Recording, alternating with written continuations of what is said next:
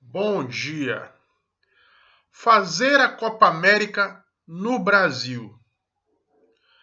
Será que usando a camisa verde e amarela, ou será que usando essa camisa azul aqui, até porque eu me recuso a usar verde e amarela, depois eu explico. Será que usando essa camisa, torcendo pelo Brasil, pela seleção brasileira, será que vamos afastar o vírus? Pois é, essa é mais uma das intermináveis polêmicas de um governo que nega a vacina, de um governo que nega o vírus, mas um governo que não nega uma competição absurda. Dá só uma olhadinha aí.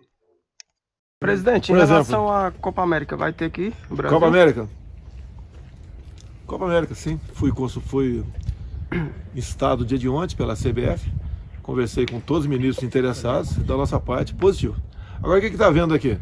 O movimento da Globo, contrário, porque o direito de transmissão do SBT. Está vendo o jogo da Libertadores? Está vendo a Libertadores? Não está vendo também da Sul-Americana? Tá? Também não começa agora na sexta-feira a eliminatória da Copa do Mundo? Ninguém fala nada, não tem problema nenhum. Porque quando se fala em Copa América, querem questionar que causa aglomeração, ajuda a espalhar o vírus, etc. É uma pressão dessa imprensa chamada Globo, aí, nada mais além disso. Do que depender de mim, de todos os ministros, inclusive o da Saúde, já está acertado, haverá. Protocolo é o mesmo da Libertadores, é o mesmo da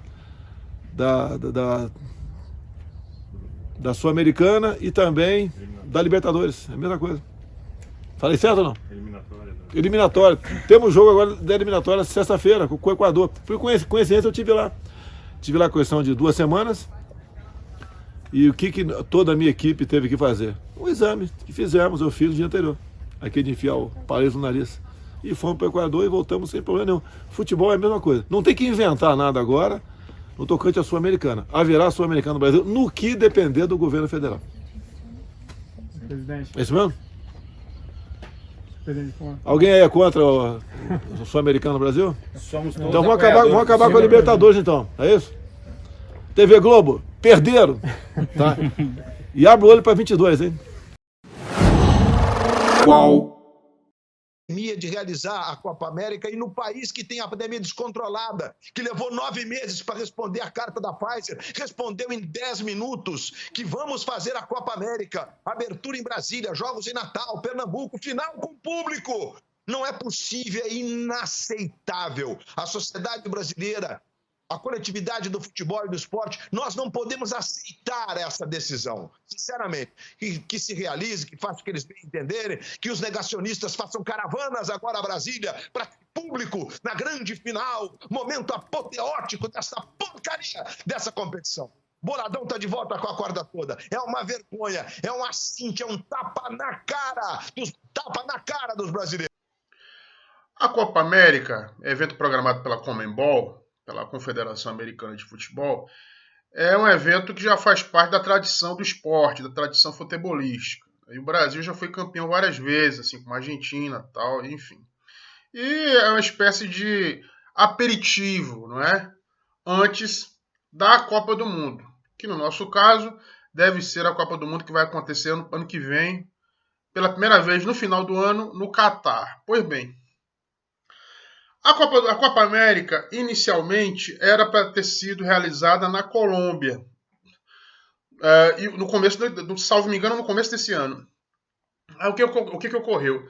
Na Colômbia, para quem não está sabendo, está ocorrendo uma série de protestos contra o governo do presidente colombiano Iván Duque. Pois bem, diante dessa realidade, o que está acontecendo? A Copa América foi retirada da Colômbia por conta dos protestos, do clima de instabilidade política imenso que está ocorrendo lá na Colômbia, e passou para a Argentina. Inicialmente seria então a segunda sede, o país substituto a ocorrer o evento da Copa América seria a Argentina. Só o que acontece com a Argentina? Pelo menos na Argentina, o presidente lá, Alberto Fernandes, ele tem a consciência da gravidade da gestão da crise do coronavírus. e da gravidade de casos e contágios. A Argentina não tem a mesma quantidade, claro, de habitantes que tem o Brasil. O Brasil tem 3 ou 4 ou 5 vezes mais, né, de população que a Argentina, mas a Argentina vive, sim, uma crise sanitária gravíssima, com muitas pessoas contaminadas e muitos mortos, assim como no Brasil. Então, o presidente lá, naturalmente, diante da crise sanitária na Argentina, desistiu, né, de colocar a Argentina como sede da Copa América. E não disponibilizou mais nem seus estádios, nem mesmo a sua própria seleção nacional, né, no caso a seleção da Argentina, para jogar a Copa América, ao menos esse ano. Aí o que resolve a Conmebol? Contactar o governo brasileiro. O governo, né, do mito, o governo do agora flamenguista, né? Eu sempre soube que ele era palmeirense, mas agora flamenguista Jair Messias Bolsonaro, que nem recuou, que já aceitou de antemão, pasmem isso, né? Enquanto que a Pfizer, né, ano passado, né, por 10 tentativas, tentou o mês inteiro entrar em contato com o presidente para receber negativa de uma vacina, aqui o presidente, basta um contato da Conmebol para o presidente brasileiro aceitar que a Copa América, que é um evento esportivo, que gera aglomeração, né, que mesmo que seja realizado com estádios vazios, vai gerar barzinho, vai gerar telão, vai gerar gente na rua querendo ver a sua seleção, a seleção brasileira, aceitou aí que o Brasil sediasse a Copa América, né, para que a seleção brasileira, a seleção brasileira do craque Neymar, não é? Grande apoiador do nosso presidente, importante que a gente saliente. A seleção brasileira que tem, né, no seu elenco, né, titulares da grande equipe do Flamengo, considerada hoje não só a melhor equipe de futebol do Brasil, mas também da América. E é justo, né, junto com o Palmeiras, claro, que é o último campeão da Libertadores, porém o Flamengo, o milionário Flamengo, tem uma diretoria flagrantemente, né, bolsonarista, que, claro, apoia as iniciativas do presidente, né, a diretoria do Flamengo, né, quer jogo, quer inclusive gente nos estádios e, assim como o presidente, está pouco aí se lixando, não é, para essa crise sanitária horrorosa pela qual a gente está passando. Pois bem, eis então que está dada a situação. Né? Nesse exato momento, diversos meios de comunicação estão manifestando a sua indignação diante da escolha do Brasil na hora mais imprópria possível. Porque o Japão adiou a Olimpíada. A Olimpíada era para ter sido realizada ano passado e só vai ser realizada agora, né, em julho, né, agora este ano. Inclusive sem público, ou com público reduzido, na verdade. Né? E alguns podem dizer aqui, Fernando, mas teve a Champions League, né, em que o Chelsea foi campeão e que inclusive assistiu o jogo, o grande Chelsea. E tinha público. Só que detalhe, na Europa, desde o ano passado, você teve lockdown de verdade. Na Europa, você teve medidas sanitárias sérias. Na Europa, em todas as nações, você teve chefes de Estado que lideraram um processo.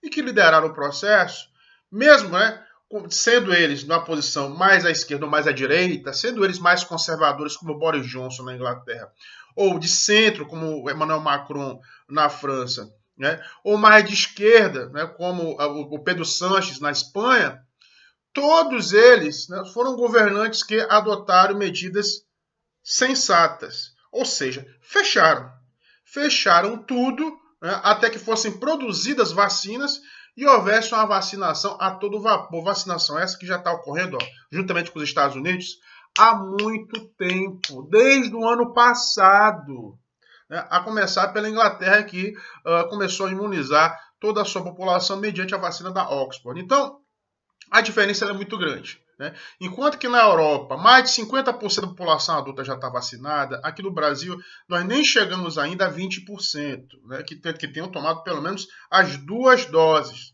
E você vai, né, de forma irresponsável, diante de um contexto em que você tem quase 500 mil de brasileiros, né, mortos, né, por conta de uma pandemia, você vai agora, né, o governo brasileiro, de forma da sua série de responsabilidades, o governo brasileiro vai agora, né, mais essa, colocar na conta do vírus, não é, a realização de um evento de forma totalmente despropositada. Que tesão alguém vai ter, né, em assistir Copa América diante de uma pandemia? Que tesão alguém vai ter, né, e mesmo que os estádios abram, mesmo que de forma parcial, né, ou com pouca frequência, né, de torcedores, quem é que vai ter o tesão de torcer para a seleção diante aí de uma pandemia em que a população não está vacinada, em que você corre o risco de se contaminar, não é? Em que muitas pessoas, inclusive, estão enlutadas porque perderam seus parentes, não têm nem entusiasmo para torcer por nada, até porque estão, né, arrasadas, magoadas, entristecidas, deprimidas por um vírus mortal que ceifou a vida de pessoas queridas, né? E desrespeitando isso, mais uma vez, um negacionismo absoluto, um negacionismo, né, conjugado com oportunismo, o governo Bolsonaro marca um gol, né, mas um gol contra os brasileiros e um gol a favor do vírus, permitindo a realização da Copa América. Lembra que na Copa, né, do Mundo que teve aqui no Brasil, houve um movimento não vai ter Copa. Movimento esse que gerou, inclusive, né, protesto de rua, uma vez que se questionavam na época, e olha que era o governo Dilma, se questionavam, né, os gastos com a construção de estádios, a falta de investimento em educação e saúde, né, no momento em que o Brasil padecia de péssimos indicadores nessas duas áreas, educação e saúde, e mesmo assim realizou-se uma vultosa Copa, onde depois, né, um ano depois, mediante escândalos de corrupção descobertos, né, pessoas como o Valk, né, foram presas ou destituídas da FIFA, não é? E hoje a gente sabe que, né, esses eventos futebolísticos, né, eles envolvem, né, muito dinheiro e também muita corrupção, né, muita compra de apoio, enfim, né, muito oportunismo de governos. Só que esse oportunismo ele tem um limite, né? Esse limite, justamente, é o limite do vírus, de uma racionalidade. No momento em que, como eu falei há pouco, você deve ter um líder de verdade, racional, que no momento crítico em que um país sofre com a pandemia, ele lidere o processo de verdade, adotando a nível nacional todas as medidas de saúde necessárias para preservar a vida da população. Coisa que o presidente aqui não fez. Pelo contrário, Bolsonaro ele joga para a torcida, ele joga para a sua torcida, ele joga para o seu gargarejo, né? Mas ele joga para o seu gargarejo com a perspectiva que os gandulas do vírus, né, eles possam, né, rebater uma bola furada, uma bola essa que vai ser chutada nas costas de todos os brasileiros sensatos. Então, na verdade, ele busca, mais uma vez, se valer do diversionismo, ou seja, desviar as atenções da gestão claudicante que ele está fazendo em relação, né, a essa crise do vírus, desviar a atenção da CPI, né, que investiga a sua gestão fracassada, terrível, né, e criminosa do vírus, por que não dizer genocida, né? Até porque muitos aqui dizem que Bolsonaro é genocida, alguns palhaços aqui, né, inclusive um palhaço lá em Goiás, né, travestido de PM, tentou intimidar, né, importante colocar aqui, tentou intimidar um professor que, por sinal, é secretário, né, de administração popular do Partido dos Trabalhadores, porque, né, esse professor estava usando um adesivo de Bolsonaro genocida. Quer dizer, eu não posso, nos protestos que houve agora no final de semana, que eu participei, inclusive, protestos com mais de 420 mil pessoas, nós temos mais de 400 mil mortes, parece que foi uma espécie até de desagravo, né, em relação a esses mortes da pandemia, quando você tem 420 mil pessoas mascaradas, diferente lá, né, da horda bolsonarista, né, negacionista, você tem pessoas com máscara, né, e álcool gel que foram protestar contra o presidente e tinham faixas lá estampando Bolsonaro genocida, e é genocida sim, porque está cada vez mais se comprovando isso, porque você tem quase 500 mil de brasileiros mortos, que eu acabei de dizer isso, né? E, né, mesmo assim, nessa gestão genocida, você ainda tem, né, títeres desse governo, né, fantoches, por que não dizer, né, ou mesmo escrotos, simplesmente escrotos, né, fascistoides, que, né, se valendo de uma lei que já está sendo revogada pelo Congresso Nacional, que é a vetusta Lei de Segurança Nacional, tentam intimidar aqueles que querem criticar esse presidente. Pois bem, não vão me intimidar, viu? Eu vou deixando bem claro aqui, né? Não passarão. Daqui não passam, tá certo? E Bolsonaro é sim genocida, está cada vez mais comprovando isso, né? E uma forma, né, de desviar a atenção para esse genocídio é tentar realizar a Copa América. Veja bem, eu não vou assistir. Né? E mais uma vez, só para destacar, eu estou usando essa camiseta daqui, é azul, viu? Primeiro, porque eu amo o meu país, e amo mesmo. Só que detalhe, eu não uso a camisa verde e amarela, porque a camisa verde e amarela, ela está sendo usada, ela está sendo manipulada a favor do fascismo. Infelizmente, a nossa belíssima cor verde e amarela de nossa bandeira está sendo utilizada de forma oportunista, mais uma vez, né, para servir a um propósito fascista. Então, para não me identificar com esse fascismo, né, é que eu torço pela minha seleção. Não nessa Copa América, mas sim na Copa do Mundo. Né? Mas eu torço pela minha seleção me valendo de outras cores, como o azul, por exemplo, que também é a cor da seleção brasileira, mas principalmente, né, o vermelho também, que não pode não ter na bandeira, mas é a cor do coração e é a cor da vergonha. Vergonha na cara, né, que esse governo não tem e que os bolsonaristas não têm de defender um absurdo e que eu espero, né, que se volte atrás nessa decisão absurda de se fazer a Copa América aqui no Brasil. Tá certo? Dizendo isso, vamos agora então rapidamente à nossa dica de leitura.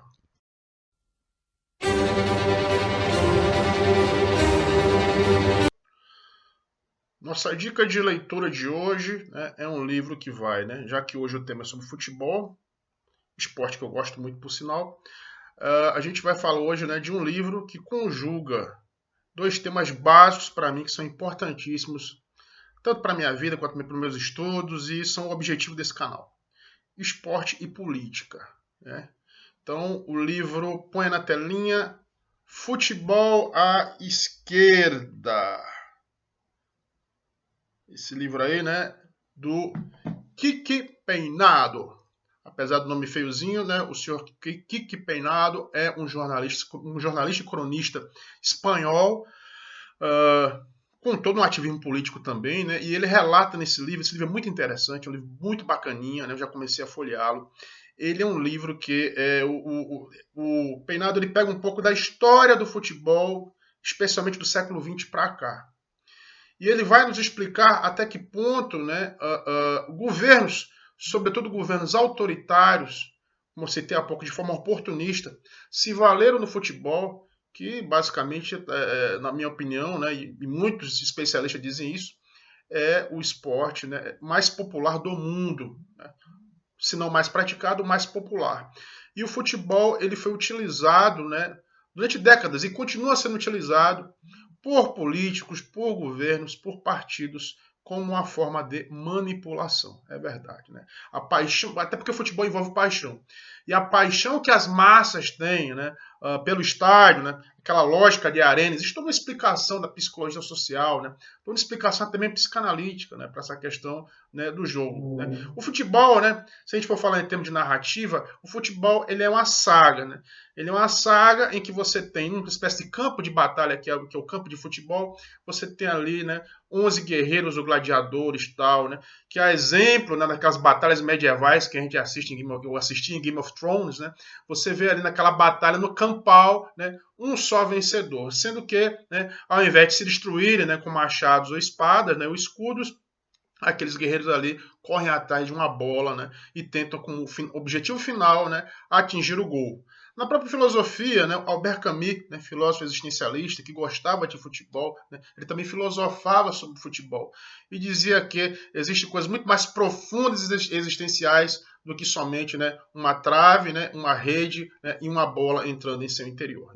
Existem coisas ali, né, que envolvem ali, por exemplo, a solidão do goleiro, né, diante do gol, e o seu papel mais relevante, né, em relação a todos os demais jogadores, que é justamente impedir que a bola entre. Quer dizer, parece ser uma linguagem muito simplória, muito simples, mas por detrás dessas palavras há todo um significado, né, que insufla paixões, né, que anima multidões, né, e que deixa pessoas, né, entusiasmadas por um esporte que, para aqueles que não gostam, é tão simplesmente, né, o esporte de marmanjos correndo atrás de uma bola. Sim, mas entendendo que não é só isso, né, e eu como torcedor entendendo que não é só isso, eu percebo que, de fato, né, desde a Alemanha de Hitler, né, nas Olimpíadas, né, em Berlim, né, o Hitler, né, ele tentou ali, né, em Berlim e Munique, né, ele tentou ali manipular a opinião pública, né, a favor do governo nazista, né?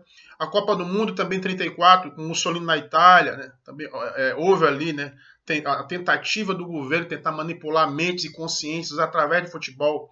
A ditadura argentina de 1978, a ditadura militar na Argentina, que culminou, inclusive, né, com a vitória até hoje questionada, né, da Argentina na sua primeira Copa, em 78, né, porque há toda uma discussão se não houve ali, né, uma compra, né, de apoio, se não houve ali, né, um arrumadinho para que a Argentina dos generais, né, fosse, então, vitoriosa. Mas, enfim, há uma discussão até hoje em relação a isso. E até hoje, governos, né, como eu falei há pouco, autoritários, se valem do futebol. Né? Médici, por exemplo, aqui no Brasil, na ditadura brasileira, né, quando o Brasil foi tricampeão em 70 com Pelé, né, naquela clássica formação, na maior, talvez, segundo os historiadores do futebol, a maior formação de toda a sua história, com os maiores craques da história, como Pelé, Jairzinho, Tostão, Rivelino, enfim. Aquela seleção foi recebida, né, pelo presidente Médici, na época mais negra e mais sombria da ditadura militar brasileira, onde mais se matou, né, onde mais se torturou, né, na época dos anos de chumbo, né, na época mais repressiva da ditadura brasileira, né, quando o presidente, então, né, resolveu ali receber no Palácio do Planalto, né, a seleção, né, e também se valer disso mediante aquelas músicas de Pra Frente Brasil, que acabou virando um filme, inclusive, né, em que enquanto as pessoas... Um filme, inclusive, clássico, com o Reginaldo Faria, em que, enquanto as pessoas torciam pela seleção brasileira, né, nos estádios, né, e vibravam com os gols de Pelé, não é? Os opositores ao regime militar eram torturados e mortos nos porões do regime militar, nos porões da ditadura. Pois bem, essa obra, então, do Peinado, ela fala de tudo isso e fala principalmente dos seus principais protagonistas, atletas, diversos atletas de várias partes do mundo, atletas que entenderam que futebol não era apenas um esporte, futebol não era apenas uma modalidade esportiva em que eles ganhavam dinheiro, coisa que a gente percebe que é tão comum hoje, né, no momento que o futebol se tornou uma grande empresa, uma mega empresa capitalista, né, com lucros milionários. Vide, né, o lucro, né, trilionário da Champions League. Não, o futebol não é só isso. O futebol não é só espetáculo, o futebol não é só comércio, o futebol não é só mercado. E também o futebol não é só fonte de enriquecimento de alguns craques, de alguns bons jogadores. Não. O futebol também pode ser um instrumento, né, não só de manipulação política, mas também de resistência política. E é nesse sentido, esse é o ponto central do livro do Peinado, quando ele fala que esses atletas, esses futebolistas que se insurgiram contra governos, que criticaram dirigentes de clubes autoritários, né, que se voltaram contra governos, uns inclusive sendo presos, outros até torturados ou mortos, ou outros, né, de certa forma, né, humilhados, conseguiram, né, escrever o seu papel na história, não só como grandes atletas, mas também como grandes militantes sociais e políticos, como o nosso grande, querido e saudoso Sócrates, né, que na capa brasileira, né, ilustra aí a capa desse livro do Peinado, né, e foi um dos grandes líderes da chamada democracia corintiana, um movimento que transpôs os muros do clube, né, um movimento que ganhou as ruas na defesa da democracia, na defesa da direta já e na defesa, né, de uma visão de transformação social em que o futebol pudesse ser visto, então, repito, não só como um instrumento de dominação política, de manipulação, mas também como um discurso de protesto, como um instrumento ali de transformação social, que é o que eu acredito. Né? Eu, como homem, né, progressista, tá, eu entendo que o futebol pode ser lido dessa forma. O futebol pode ser também um discurso, uma narrativa de resistência.